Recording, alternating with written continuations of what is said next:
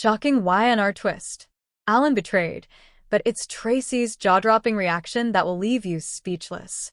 In the ever-turbulent world of Genoa City, betrayals come and go like passing storms, but what just unfolded may go down in the young and the restless history as one of the most explosive twists of all time. Fans have been captivated by the mysterious presence of Alan, the supposed psychiatrist treating Ashley, only to discover in recent episodes that Alan may not be who he claims to be. Now, the bombshell drops. Alan has been hiding a secret so massive that it threatens to unravel the Abbott family to its core. But nothing, and we mean nothing, could have prepared viewers for Traci Abbott's stunning response.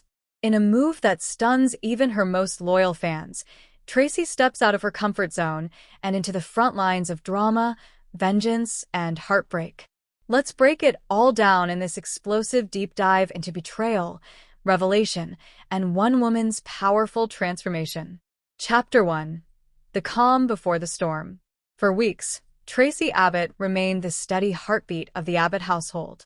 Always the voice of reason and compassion, she stood by Ashley as her sister spiraled between identities and personalities, clinging to the promise that Dr. Alan Laurent, her compassionate psychiatrist, was leading Ashley toward healing. What no one expected was that Traci herself would begin to form a connection with Alan. Their conversations shifted from clinical discussions to soulful confessions. Traci, long burdened with heartbreak and solitude, allowed herself to imagine the unthinkable, a second chance at love. Alan, seemingly thoughtful and kind, became a constant figure in Traci's world. But behind his gentle eyes and polished demeanor lay a deception that no one could have foreseen. Chapter 2. Martin's Final Move. The walls began to close in when Phyllis and Sharon launched their own investigation, convinced that something didn't add up.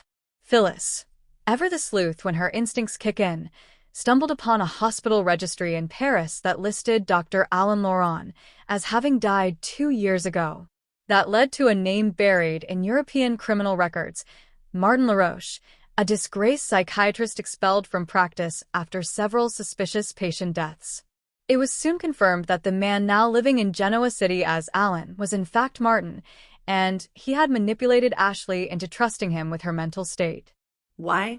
The answer would rock the Abbotts to their core. It wasn't just about Ashley's fragile mental health. It was about money and power. Martin had been planted by a pharmaceutical conglomerate called Neuronix, a secret investor in Tucker McCall's European expansion. They wanted access to the patents and research that Jabot had quietly acquired, specifically from a shell company Ashley had recently absorbed. And what better way to do that than to destabilize Ashley mentally, so she'd transfer ownership of her research under duress. Martin was no ordinary con man. He was a master manipulator executing a billion-dollar heist from the inside. And he did it by weaponizing trust. When Traci receives the evidence, photographs, audio recordings, and even falsified notes written in Ashley's medical files, her world tilts on its axis. The man she had begun to care for had not only betrayed Ashley, but had also used Traci's own openness and vulnerability against her. Viewers watched in silent agony as Traci, trembling, confronted Martin/Alan at the Abbott mansion. Gone was her usual soft-spoken demeanor. This,